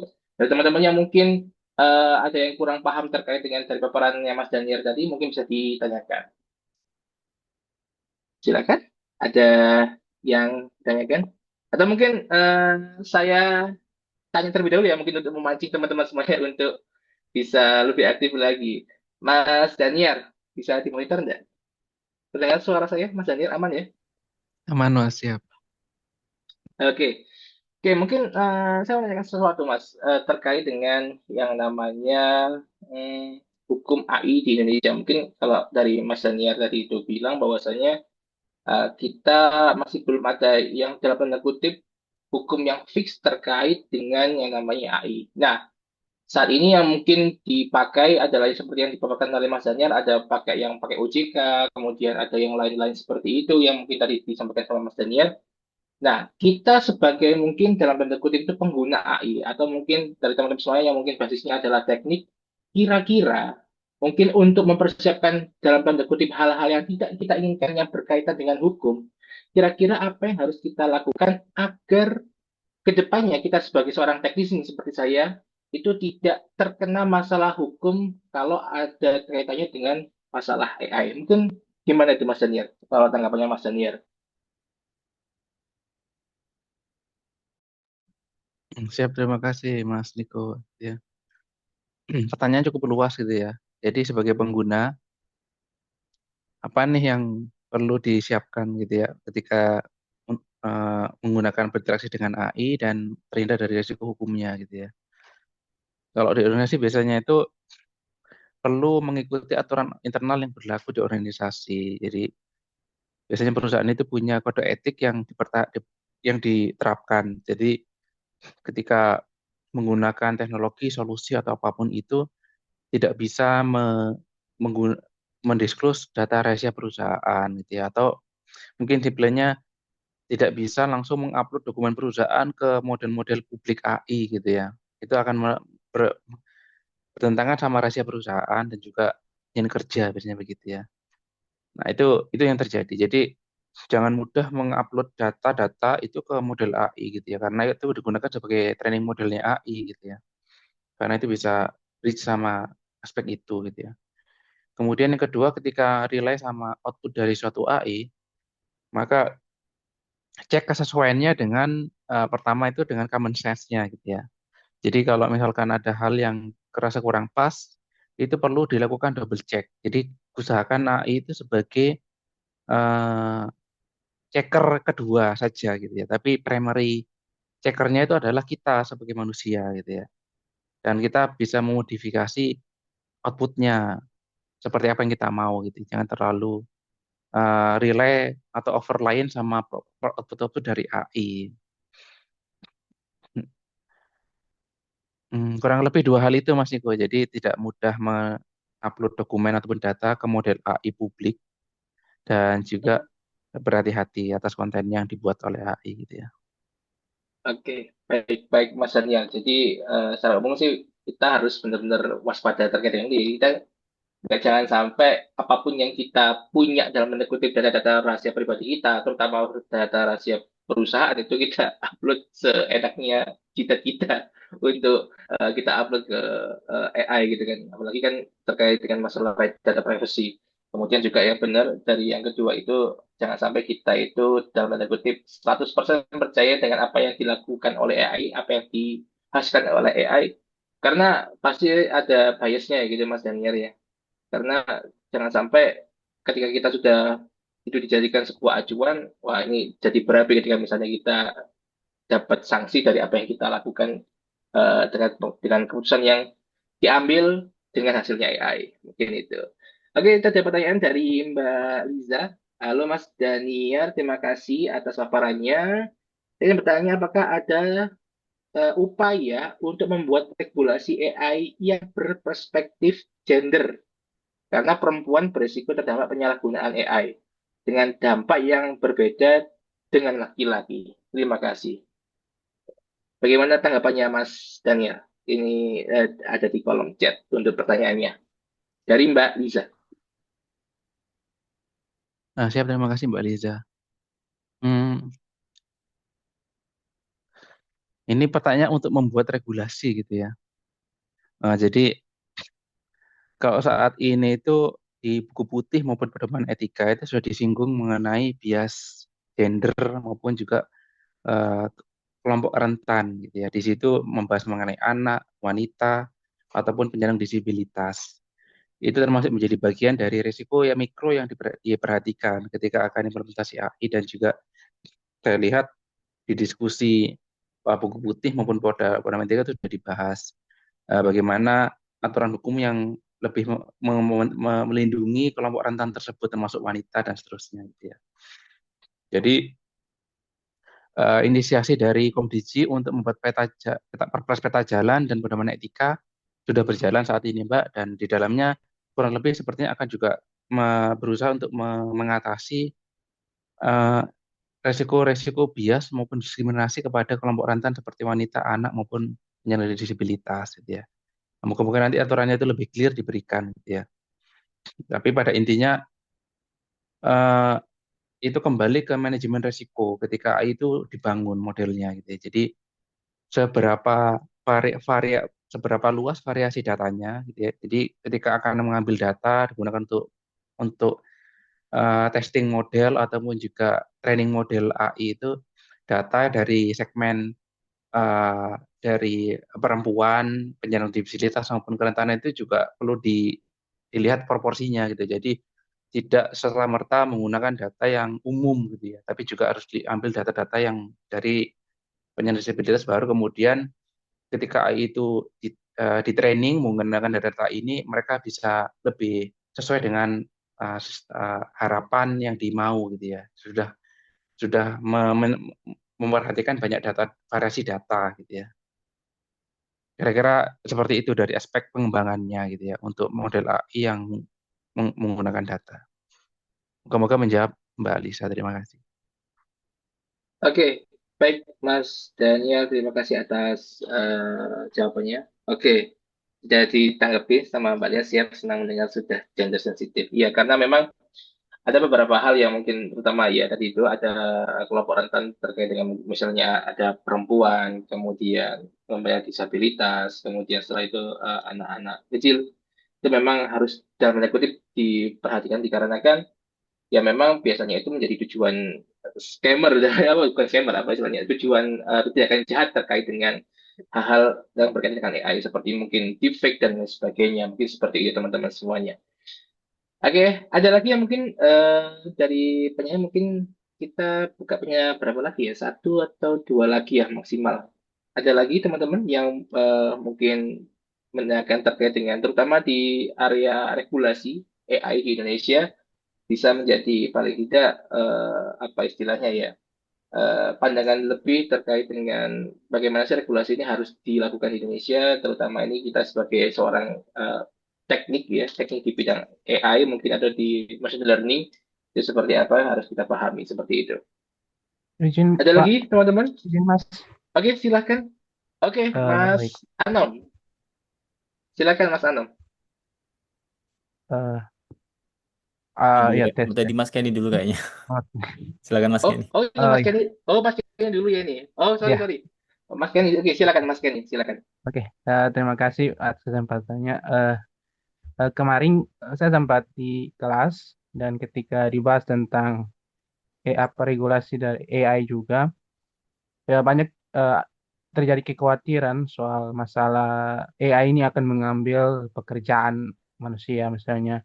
Hanya ternyata setelah kami lihat lagi, ternyata ada pekerjaan baru yang muncul, khususnya soal auditor AI. Itu kan di Indonesia kalau tidak salah belum ada tuh. Nah, mungkin sudah ada tapi masih sedikit. Nah, mungkin ke Mas Daniar nanti aku mau tanya soal kalau untuk regulasi atau pedoman soal auditor ini khususnya ya audit AI ini gimana di Indonesia ataukah secara internasional mungkin mungkin ke depannya kita bisa jadi semacam apa ya panduan supaya kita menjadi seorang auditor gitu untuk AI. Ya mungkin semacam kurs atau pembelajaran lah begitulah mungkin dari kalau dari Mas Daniari mungkin ada informasi atau pengalaman tentang itu. Itu saja Mas. Terima kasih. Oke, terima kasih Mas Kenny atas pertanyaannya. Silakan langsung dijawab Mas Daniel terkait dengan auditor AI itu apakah ada informasi terkait dengan hal tersebut? Hmm, iya, eh, sepertinya yang paling mendekati untuk menjadi auditor AI, governance maupun juga implementer itu mengambil sertifikasi ISO 4201 Mas gitu. Jadi di beberapa lembaga sertifikasi profesi itu sudah beriklan gitu ya untuk memberikan training eh, ISO 42001 gitu ya. Di situ mungkin nanti variasinya itu menjadi auditor maupun implementernya atau lead auditornya gitu ya. Jadi ada investasi untuk ambil sertifikasi ISO tersebut gitu ya. Nanti salah satu upayanya gitu ya. Cara lainnya mengikuti sertifikasi global seperti IGP yang saya ikuti gitu ya atau mengikuti sertifikasi lainnya. Kira-kira begitu Mas. Oke, terima kasih Mas Daniar. Oke, Sama-sama Mas. baik, terima kasih.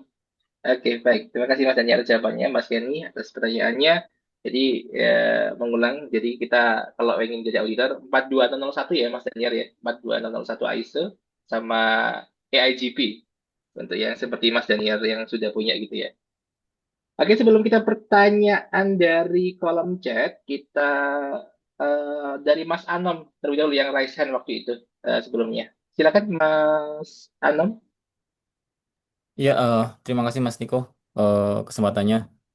Selamat malam Mas Dania, terima kasih atas paparannya.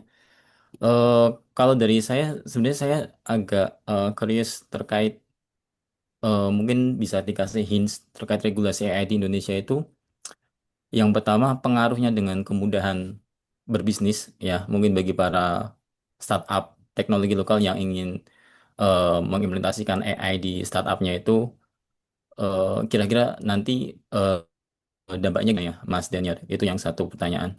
Nah, yang kedua terkait perbandingan global sendiri, ya, yang terkait regulasi yang AI di Indonesia ini sebenarnya kalau dibandingkan dengan mungkin negara-negara ASEAN yang lain itu, apakah regulasinya bakal bisa menarik investasi AI di Indonesia atau malah bakal para investor itu bakal kurang tertarik dengan regulasinya seperti itu. Nah, ini ke depan tantangannya bagaimana itu, Mas Deniar?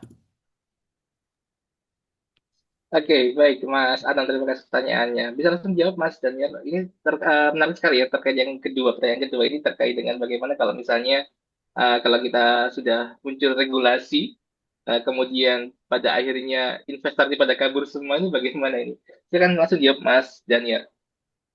Oke, yang pertama mengenai startup gitu ya. Jadi ini soal startup law gitu ya. Biasanya startup itu akan lebih agile untuk comply sama regulasi. Jadi dia akan mungkin hal-hal pokoknya dulu yang diperhatikan gitu ya. Jadi untuk secure funding maupun juga investor gitu ya.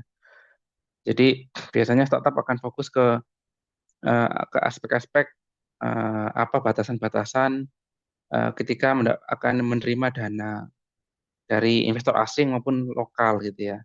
Dan bagaimana perjanjian apa investasinya untuk bisa mengembalikan modal. Di dalamnya itu baru disinggung mengenai core operational bisnisnya dan seterusnya gitu ya. Jadi not so much on AI regulation ataupun AI law-nya, tapi aspek ke bagaimana startup itu beroperasi dan menghasilkan keuntungan ataupun revenue dan aspek permodalan dari sisi asing misalkan gitu ya. Untuk komplainnya ya seperti saya sampaikan gitu ya Mas Anom. Jadi biasanya mereka cukup kalau berinteraksi dengan individu ataupun publik maka perlu memiliki tanda daftar PSE gitu ya. Itu yang paling utama dipenuhi biasanya gitu ya. Dan itu yang pertama gitu ya. Kira-kira yang untuk yang pertama kurang lebihnya seperti itu gambarannya Mas Anom. Kalau untuk yang kedua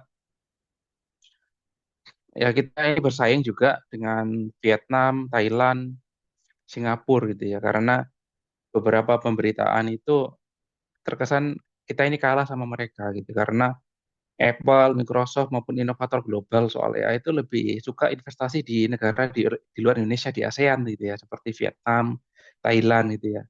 Dengan pertimbangan geopolitik maupun juga kepastian hukum yang ada gitu ya. Misalkan kemarin Nvidia mau masuk ke Indonesia gitu ya, kerjasama dengan Indosat, tapi tidak berjalan sampai sekarang gitu ya, masih berkomitmen gitu ya. Nah kenapa kok itu terjadi gitu ya? Apakah karena regulasinya dan melihat risiko politiknya yang tinggi gitu ya, ataupun juga resiko pemerintah proses hukumnya yang tidak jelas gitu ya. Itu juga menjadi perhatian. Jadi kita ini saya lihat kadang-kadang ada aspek non barrier law-nya yang non barrier tarifnya ataupun non barrier license-nya yang jadi isu gitu ya. Jadi setahu sepamama saya juga Komdiji berusaha untuk membuat regulasi yang semenarik mungkin supaya tidak kalah dengan Vietnam, Singapura maupun Thailand gitu ya. Jadi salah satunya adalah menarik Danantara untuk membuat AI Fund nasional gitu ya, untuk bisa menarik investor global, investasi di AI gitu ya. Ataupun juga menarik proyek-proyek AI itu ke dalam proyek strategis nasional pemerintah. Karena kalau masuk proyek strategis nasional itu AI akan mendapat banyak fasilitas dan manfaat, misal dari bebas pajak selama 5 tahun gitu ya, ataupun juga dapat insentif-insentif lainnya gitu ya. Nah, tapi yang saat ini yang saya perhatikan itu eh, ada pemberitaan mengenai antara ingin juga membuat fund untuk deployment ataupun AI development gitu ya, yang sifatnya global. Itu kurang lebih mirip seperti di Singapura gitu loh. Jadi ada fund nasional yang digunakan untuk mengakselerasi, mengkolaborasi AI gitu ya. Dan ini salah satunya inisiasi gitu ya yang kita lihat.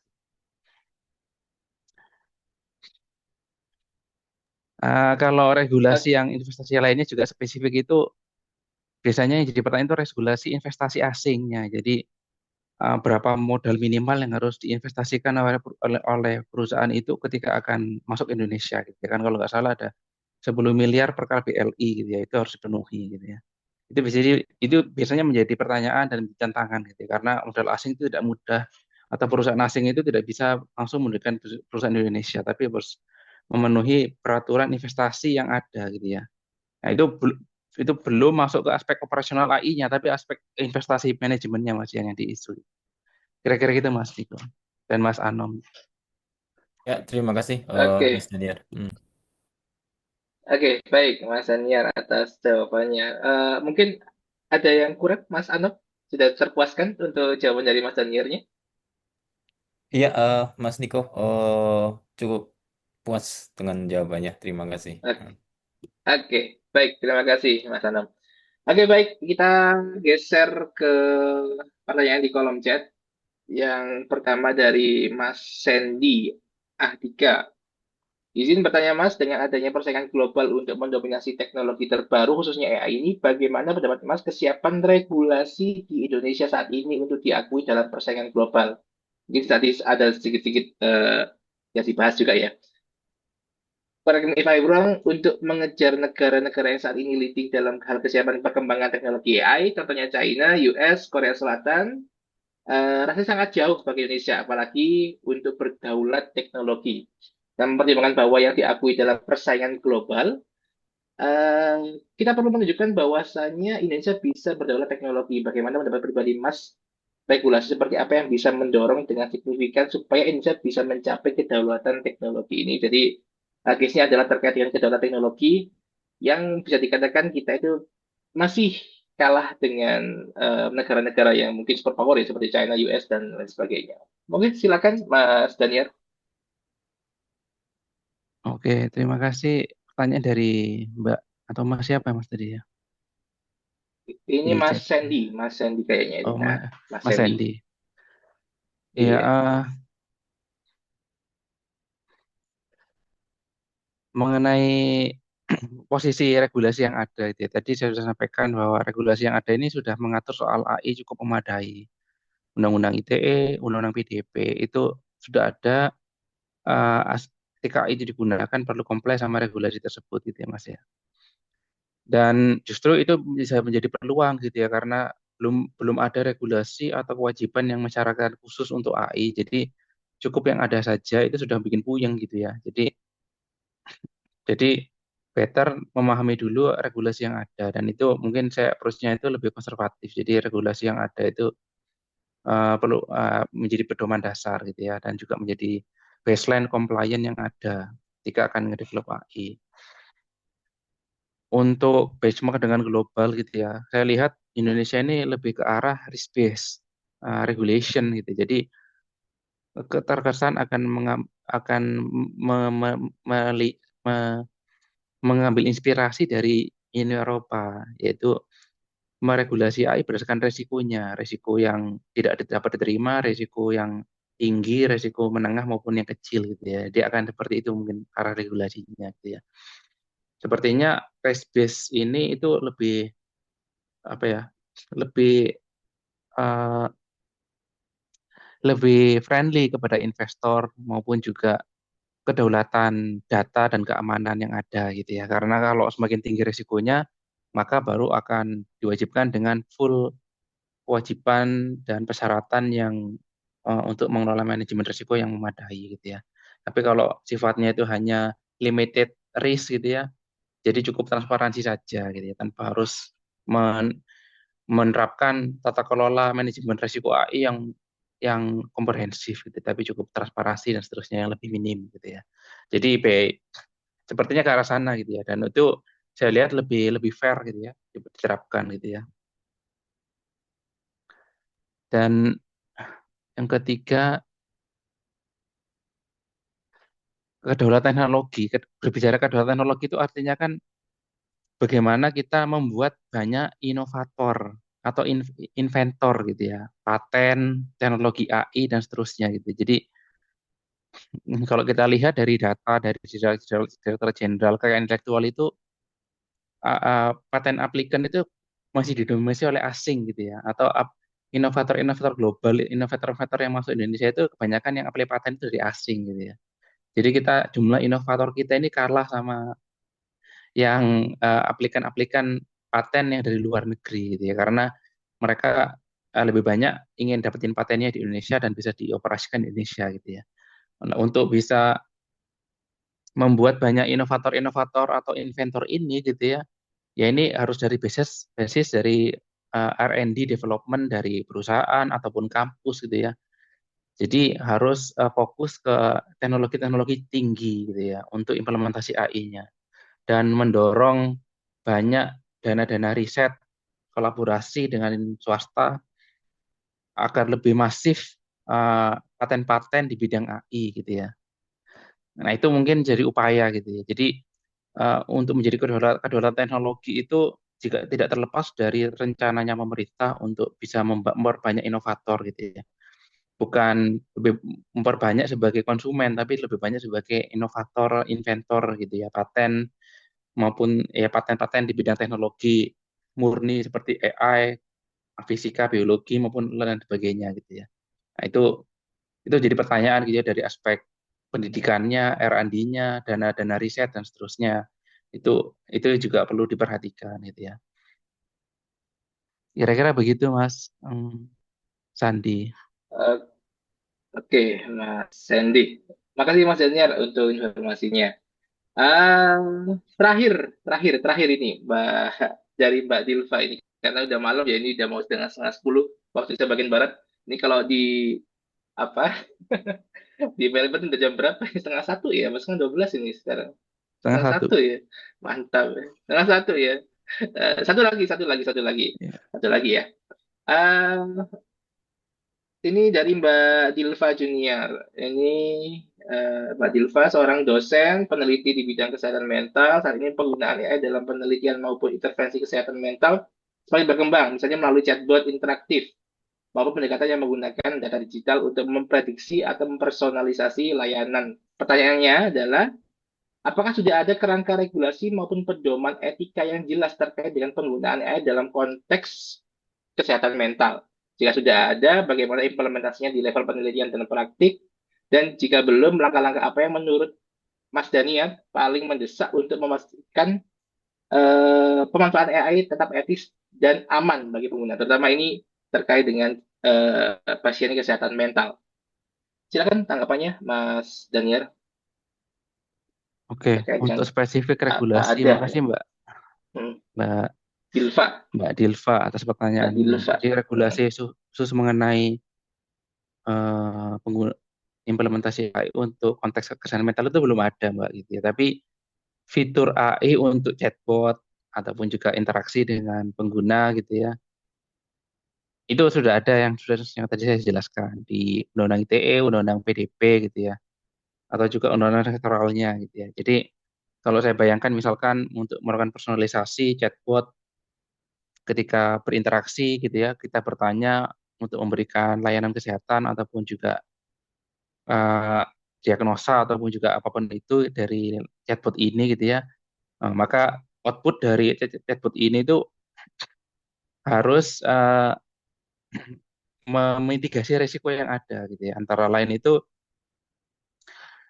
dia tahan atau kokoh terhadap serangan cyber gitu ya. Jadi di Undang-Undang ITE itu berlaku di situ. Jadi model AI-nya harus dijamin misalkan dia di host di server asing maupun di dalam negeri maupun di device-nya si pengguna gitu ya, di end computing-nya. Nah, maka pertama aspek security-nya diperhatikan gitu ya. Sehingga tidak mudah difiltrasi oleh prompt injection yang merugikan gitu ya. Jadi itu kalau nggak salah istilahnya itu harus serial testing gitu ya. Kemudian juga model AI itu perlu punya dokumentasinya gitu ya. Dokumentasinya ketika berinteraksi itu disampaikan gitu bahwa output dari AI ini mungkin salah gitu ya ataupun juga tidak akurat. Jadi silakan cek dengan profesional yang ada gitu ya. Yang lebih otoritatif memberikan pendapat, jangan terlalu relay sama AI gitu ya. Misalnya kayak begitu. Jadi ada disclaimer ketika pengguna itu tahu bahwa dia berinteraksi itu dia tahu bahwa ada resiko-resikonya yang dia perhatikan. Dia tidak bisa atau menelan mentah-mentah apa yang diterima gitu ya. Jadi ada aspek transparansi, batasan dari sistem tersebut yang disampaikan dari penyedia kepada si penggunanya gitu ya. Kemudian juga si penyedianya ini biasanya harus membuat AI model card gitu ya. Di situ tuh ada konfigurasi teknis, kemudian bagaimana operasionalnya gitu ya. Itu dijelaskan secara teknis gitu ya. Itu di sini bisa menjadi pedoman ketika nanti diaudit gitu ya. Jadi seberapa kuat AI ini eh, terhadap serangan-serangan prompt injection gitu ya ke modelnya maupun ke datanya gitu ya. Nah, jadi mungkin ini terlalu teknis gitu ya, tapi mungkin hal yang paling utama itu transparansi dulu ke pengguna gitu ya, bahwa dari AI ini mungkin tidak akurat gitu ya. Jadi perlu hati-hati apabila menghasilkan output-output yang tidak sesuai dengan kode etik maupun profesi kedokteran ataupun juga diagnosa dan lain sebagainya yang lebih baku gitu ya. Eh, Ya, untuk memastikan AI tetap etis itu dari aspek keamanannya, bias dari modelnya, transparansi kepada pengguna, gitu ya, dan juga dokumentasinya perlu diperhatikan supaya lebih etis dan aman digunakan oleh pengguna. Kira-kira begitu, Mbak Oke, Dilva. Mbak Tilva. Oke, terima kasih Mas Daniel atas jawabannya. Ya, semoga terjawab ya Mbak Tilva. Oke, ini sudah dijawab oleh Mbak Dilva. Terima kasih Mas. Gitu ya.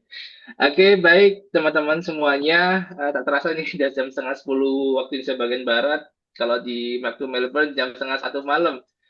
Mohon maaf Mas Daniel ya, mengganggu waktu malamnya untuk Aman-aman. kegiatan pada malam hari ini. Ya semoga nanti apa yang dipaparkan dari Mas Daniel ini bisa bermanfaat buat teman-teman semuanya. Kalau misalnya nanti ada yang mungkin di saat sesi kali ini tidak bisa keluar untuk unek-uneknya yang mungkin disampaikan, mungkin bisa langsung dikontak Mas Daniel di email ya, Mas Daniel ya. Bisa nggak dikontak oleh Mas Daniel lewat email? Bisa, silakan. Oke, nanti bisa lewat email atau mungkin touch up di itu ya di sosial media Mas Daniel. Di LinkedIn ada Mas Daniel? Ya, di LinkedIn LinkedIn-nya bisa. atau oke, nanti LinkedIn. bisa kecap ya, dikecap di itu ya di LinkedIn-nya Mas Daniel, Daniel Supriyadi. Oke, mungkin itu teman-teman bagi untuk AI episode terkait dengan regulasi AI di Indonesia pada kesempatan malam hari ini. Mungkin kita teruskan untuk hari ini terkait dengan ngobrol-ngobrol barengnya terkait dengan episode ini. Saya sebagai moderator mengucapkan terima kasih banyak atas waktunya. Makasih Mas Daniel untuk waktunya dan kita kembalikan ke MC. Terima kasih. Assalamualaikum. Selamat malam. Terima kasih Mas Niko. Malam-malam masih semangat ya Mas ya. Mas Daniel terutama. Ya, jadi sedikit saja untuk closing dari saya. Jadi untuk sesi episode ini, mohon teman-teman bisa memberikan feedback ya. Nah, jadi yang hadir di sini bisa memberikan feedback di link yang saya share di chat Zoom. Apakah sudah terlihat ya di chat ya? Itu saya share linknya s.id garis miring feedback strip episode. Tuh. Nah, jadi kita akan tampung masukan-masukannya. Dan untuk sesi berikutnya, kebetulan belum bisa ditentukan eh, kapan. Biasanya sudah ada ya, sudah ada tentukan saya 3 minggu kemudian. Tapi berhubung nih kami sebenarnya masih mencari kandidat narasumber ya. Jadi kalau nanti ada yang ingin sharing, seperti sebelumnya tuh Mas Anom, jadi sebelumnya Mas Anom yang tadi bertanya itu mengisi episode 04. Nah, kalau teman-teman di sini ada yang ingin sharing perkembangan terbaru atau ya cerita misalnya yang terkait teknologi atau mau AI lagi juga nggak apa-apa. Jadi harapannya ya teknologi juga oke lah, teknologi yang lain juga oke. Jadi bisa dikontak ke email yang mengirimkan link Zoom, jadi bisa disampaikan ke situ saran materinya. Kita sangat terbuka, nanti kita dukung dengan tim di belakangnya yang menyiapkan sarana Zoom-nya. Gitu. Dan terakhir, saya ingin menyampaikan terima kasih kepada teman-teman yang menjadi partisipan pada sesi hari ini. Kemudian kepada Mas Daniel sebagai narasumber, Mas Niko sebagai moderator, Mbak Nurul sebagai desainer poster ya, yang sudah membuat posternya bagus seperti ini. Kemudian Mas Syauq, host Zoom kita, dan tim core ya, tim core AI, COP AI, LPDP. Itu saja, sampai bertemu di episode berikutnya. Semoga semangat HUT kemerdekaan ini terus berlanjut ya, karena masih panjang nih jalan kita. Alhamdulillah sudah dibantu dengan peta jalan yang sudah bisa kita baca. Ya tentunya ada yang sudah lengkap, ada yang belum lengkap. Jadi kita terus coba kawal ya ke depannya. Mudah-mudahan dari teman-teman yang di sini nanti akan lebih meningkat lagi kemampuan teknisnya dalam bidang AI. Mungkin nanti kita bisa juga membantu atau merambah di luar Indonesia lah ya. Ini sekarang global ya, jadi dimanapun kita berada kita bisa menembus pasar dunia lah ya. Saling kerja sama ya, Mas Niko yang sudah pengalaman jadi uh, guru AI gitu ya. Mungkin di negara yang lain masih butuh juga contoh-contoh ya kan. Jadi karena yang paling menyenangkan itu belajar dari contoh sebenarnya. Gitu. Dari contoh orang bisa tergugah. Itu saja. Terima kasih banyak atas waktunya semuanya. Akhir kata, Assalamualaikum warahmatullahi wabarakatuh. Selamat malam. Sampai ketemu di episode berikutnya. Salam, terima kasih semuanya. Sampai ketemu di Kasih. episode berikutnya. Terima kasih Mas Niko, Mas Christian, Oke, Mbak baik, terima Nurul, kasih. dan Ya, para terima kasih. penanya. Terima kasih, Mas Daniel.